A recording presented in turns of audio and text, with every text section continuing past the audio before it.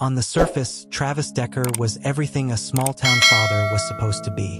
In the tight-knit community of Ravenwood, Colorado, a town where people left their doors unlocked and waved at passing neighbors, Travis was seen as a devoted husband, a loving father of 2 young daughters, and an upstanding citizen. The Decker family lived in a charming 2-story home at the end of Pine Hill Drive.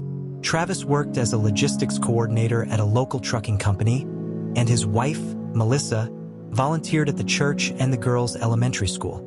From the outside, their lives looked picture-perfect. Photos on social media showed birthday parties, camping trips, school recitals. Travis often coached his daughter's soccer team and was known for organizing father-daughter hikes in the summer. If there was a neighborhood barbecue, he was the one manning the grill, laughing with neighbors, offering cold drinks. No one suspected that anything was wrong until the night everything changed. The 911 call that shattered the illusion.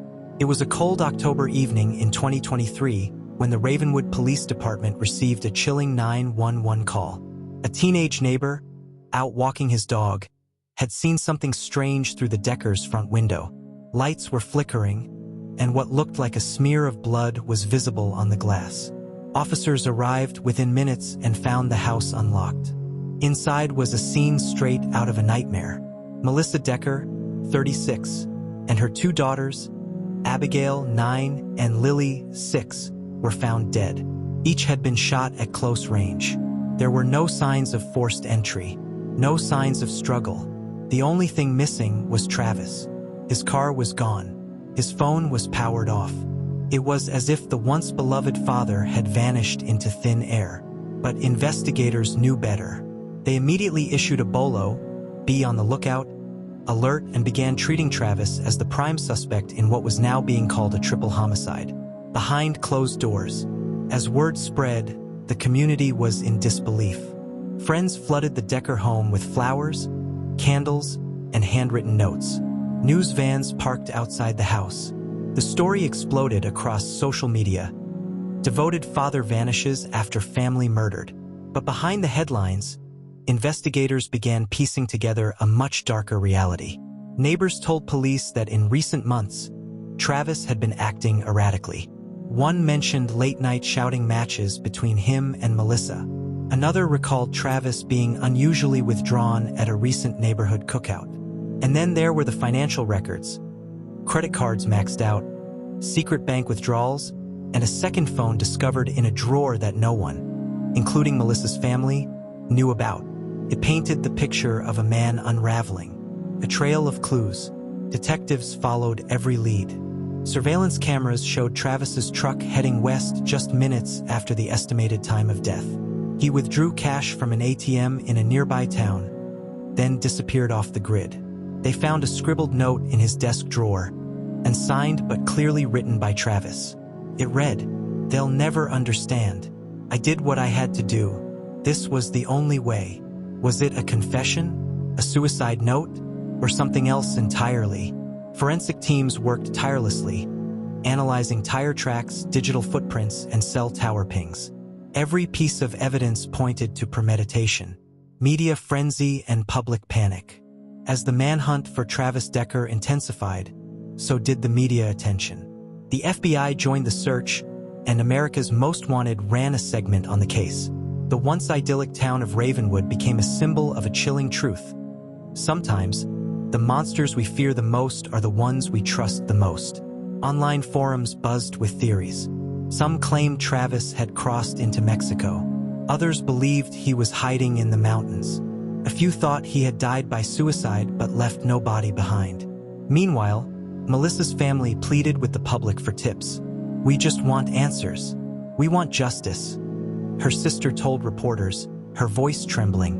The story of Travis Decker was no longer just a local tragedy. It had become a national obsession. The morning after the discovery of the murders, Ravenwood was unrecognizable. Police cordoned off the Decker residence as crime scene investigators swept through every room. Helicopters hovered overhead. National media outlets camped outside the police station. The small town's dark secret had become a national headline, and Travis Decker was now the most wanted man in America. A double life uncovered. As detectives combed through Travis's digital and financial footprint, a disturbing pattern emerged. The man the community admired for his wholesome image had been living a double life for years. Investigators found hotel receipts linked to an alias, Daniel Wren, a name Travis had used to check into out-of-town motels.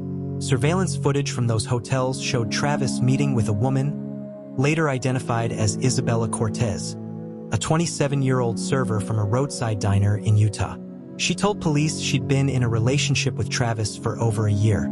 She had no idea he was married with children. Travis had promised her a new life, saying he was stuck in a loveless marriage with a controlling wife. He told her he was working on filing for divorce and that he'd soon be free. But behind the scenes, there was no paperwork, just lies and mounting pressure. Detectives believed Melissa had discovered the affair shortly before her death. Melissa's final days. Friends told investigators that Melissa had grown increasingly suspicious in the weeks leading up to the murders. She confided in her sister, telling her Travis had been distant, irritable, and constantly glued to his phone. He wasn't the same man anymore, her sister told authorities. She didn't say it out loud, but I think she knew something wasn't right. When forensic analysts reviewed Melissa's search history, they found terms like how to catch a cheating spouse, Utah motel surveillance laws, and how to track someone's second phone. Police believed she had confronted Travis on the night of the murders. Perhaps she threatened to expose him. Perhaps she wanted him out. Whatever the trigger, it was enough to set off a deadly chain of events. The manhunt intensifies. With Travis still on the run, the FBI issued a nationwide BOLO alert. Billboards went up across state lines with his face and a $50,000 reward. The manhunt spanned multiple states, especially in the West and Southwest, where Travis had traveled frequently for work. His abandoned truck was found 2 weeks later in a wooded area near the Nevada-Arizona border. Inside were torn-up maps, a blood-stained shirt, a burner phone, and a bottle of antidepressants. There were no fingerprints. Travis had wiped everything clean, but blood at the scene matched his DNA. Tracking dogs picked up his scent briefly near a hiking trail but lost it within a mile. The terrain was rugged, and law enforcement feared he could have headed into the desert or hitched a ride with an unsuspecting driver. America reacts. The case struck a nerve with the American public. Online forums exploded with conspiracy theories. Some users believed Travis had died in the wilderness. Others were convinced he was hiding in plain sight, changing his appearance and moving from town to town like a ghost. True crime podcasts devoted entire episodes to the Decker case. One anonymous caller claimed to have seen Travis in a homeless shelter in Albuquerque. Another said he was working under a false name at a construction site in Nevada. Each lead kept the FBI scrambling, but none panned out. Back in Ravenwood, Melissa and the girls were buried side by side. Hundreds attended the funeral. Local police officers served as pallbearers. A community still in mourning waited, desperate for justice. A letter from the shadows. Just when the trail seemed cold, Melissa's sister received an anonymous letter postmarked from a small town in Oregon. Inside was a single sentence, typed in block letters. "You were right about me, but the truth is more complicated than you'll ever understand." It was unsigned, but authorities suspected Travis. Handwriting analysis was inconclusive, and no fingerprints were recovered. Still, the chilling message sent shockwaves through the investigation. Was Travis taunting them? Or was it a cry for help?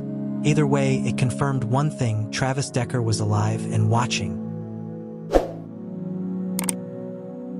Don't forget to like, comment, and subscribe. Hit the notification bell. Months had passed since Travis Decker's shocking disappearance, and while the media frenzy had somewhat cooled, the manhunt was anything but over. Behind the scenes, federal and state investigators worked relentlessly, tracking leads, analyzing patterns, and attempting to predict the movements of a man who had seemingly vanished without a trace. But for all his careful planning, Travis had left behind something no fugitive could outrun: his past. Digital footprints and behavioral profiling. Though Decker had wiped his electronics clean and ditched his primary vehicle, the FBI's Behavioral Analysis Unit, BAU, began building a psychological profile. They studied his past behaviors, personal history, and stress triggers. The conclusion? Travis wasn't a seasoned criminal.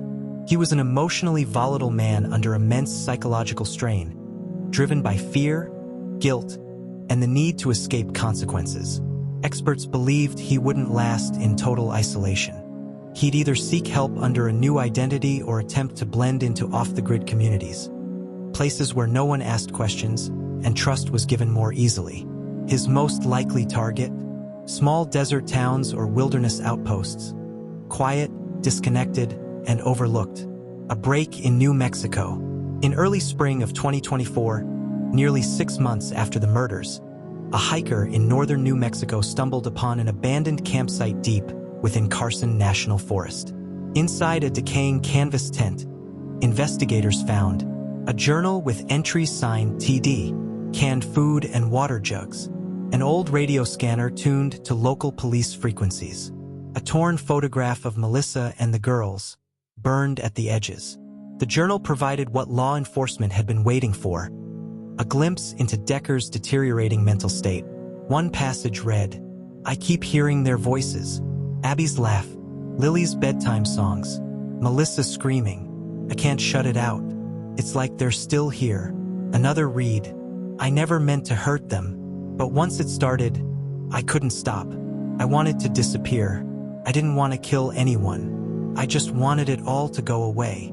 While this didn't constitute a full confession, it painted a disturbing picture. Travis wasn't just running from the law, he was running from himself. The woman in the diner. Then came a crucial tip. In a quiet Arizona town not far from the forest, a waitress at a highway diner claimed she had served a man who matched Decker's description. "He had this distant look," she said. "Said his name was Ty, paid in cash, wore a cap pulled low. But I noticed the way he watched the kids sitting at the booth behind him. Sad, broken." She said he left a generous tip, $1.50 on a $12 meal, and vanished before the next shift. Security footage confirmed her account. Though grainy, the man's frame, posture, and jawline matched Decker's. A small scar under his ear, which investigators knew was real, sealed their suspicion. A fugitive's crumbling reality. Authorities narrowed their search and set up a 50-mile perimeter. Drones, dogs, and tactical teams combed the forests and surrounding desert. Travis was close, they could feel it, but the terrain worked in his favor. Steep canyons, hidden caves, and thick pine cover made every inch of progress painstaking. They found more evidence of his presence. Discarded boots, cigarette butts, and a rusted knife. The most haunting discovery came in the form of a small wooden box hidden in a hollow tree. Inside were a folded newspaper clipping about Melissa's funeral, a blood-stained handkerchief, a lock of a child's hair tied with a pink ribbon. It was a makeshift shrine, a place where he'd return to mourn or punish himself. The psychological torment was taking a toll, the threat of violence. Despite his apparent remorse, law enforcement feared Travis could become violent again, especially if cornered. "He's shown he's capable of calculated violence," said FBI profiler Rachel Vance. "But he's also emotionally unstable. The longer he runs, the more desperate and dangerous he becomes." By the end of April, Decker had earned a spot on the FBI's top 10 most wanted list. The reward for information leading to his capture was raised to $100,000. A father's ghost. In the town of Ravenwood, a mural now stood near the elementary school where Abby and Lily once played. It showed 2 doves flying toward a sunrise, painted by Melissa's sister and a group of local artists. The words beneath read, "For Abby and Lily, may your light guide us always." But Travis's shadow still hung over the town. He wasn't just a fugitive anymore. He had become a ghost, a phantom of betrayal, grief, and unanswered questions. Would he be caught? Would he surrender? Or would his trail vanish like so many cold cases before? The answer lay just beyond the horizon. The manhunt had grown cold. Weeks passed without sightings. The media moved on, but law enforcement didn't. Somewhere in the dusty edges of Arizona, Travis Decker was still out there. Haunted, hunted, and hiding in the shadows of the life he destroyed. Then one phone call changed everything. The 911 call. It was a quiet Wednesday morning when dispatchers in Yavapai County received a call from a distressed hiker. The man, trekking near an abandoned mining trail deep in the mountains, had stumbled upon a man, dirty, disheveled, muttering to himself, sitting on a rock with a rifle across his lap. He looked gone, the caller said, like he hadn't spoken to another human in weeks. Deputies were immediately dispatched.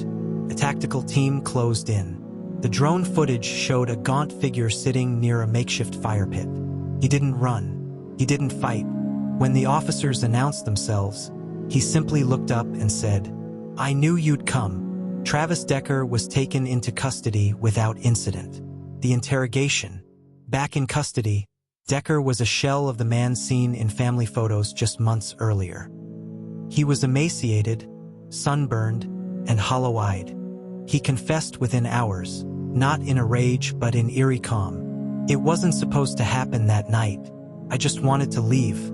But Melissa, she knew. She always knew.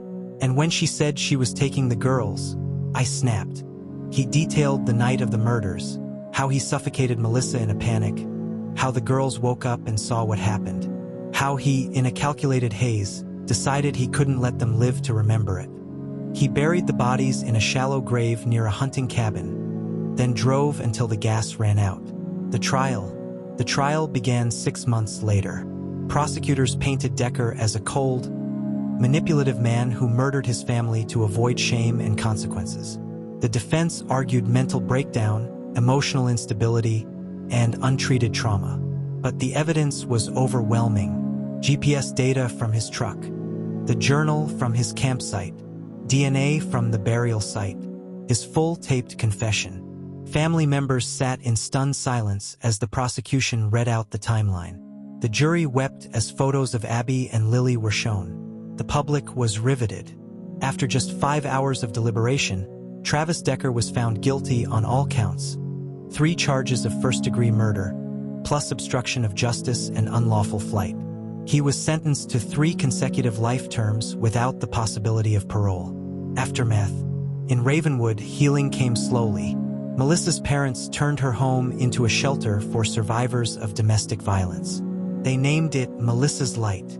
Schools began holding mental health workshops for students, recognizing the red flags so many missed. A park bench was dedicated to Abby and Lily, inscribed with, "Forever our brightest stars." And though Travis Decker would never see the outside world again, his case served as a chilling reminder. Monsters don't always wear masks. Sometimes, they wear wedding rings and tuck their children in at night. Legacy of a lie. In the years that followed, Travis's story was dissected in documentaries, podcasts, and criminal psychology textbooks. But for the families left behind, the trauma was more than content. It was a daily wound. Reporters asked if they had forgiven him. Melissa's father said quietly, "No, but I've forgiven myself for not seeing it sooner." Don't forget to like, comment, and subscribe. Hit the notification bell for more true crime story.